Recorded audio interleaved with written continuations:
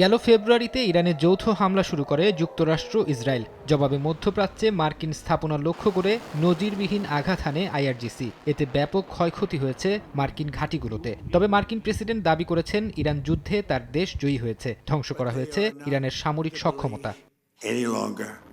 পেন্টাগনের দাবি অনুযায়ী ইরানের নৌবাহিনীর প্রায় ৯০% ধ্বংস হয়েছে। দেশটির ক্ষেপণাস্ত্র উৎক্ষেপণ কেন্দ্র এবং ড্রোন তৈরির সক্ষমতা ধ্বংস করা নিয়ে মার্কিন সমরমন্ত্রী পিট হেগসেথের বক্তব্য নিয়ে উঠেছে প্রশ্ন।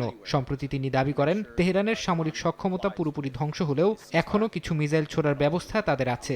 বিশ্লেষকরা বলছেন, ব্যাপক হামলা সত্ত্বেও ইরান এখনও ক্ষেপণাস্ত্র নিক্ষেপের সক্ষমতা রাখে। ফলে সামরিকভাবে তেহরানকে পুরোপুরি পঙ্গু করে দেওয়ার মার্কিন দাবির বিষয় নিয়ে বিতর্ক রয়েই গেছে।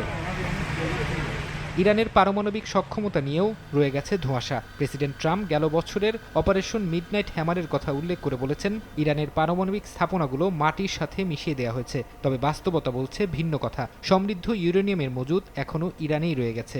এদিকে আয়াতুল্লাহ আলী খামেনির মৃত্যুর পর তার ছেলে মোস্তফার ক্ষমতায় বসাকে ট্রাম্প প্রশাসন শাসন ব্যবস্থার পরিবর্তন হিসেবে দেখলেও আদতে ক্ষমতার কাঠামো রয়ে গেছে আগের মতোই।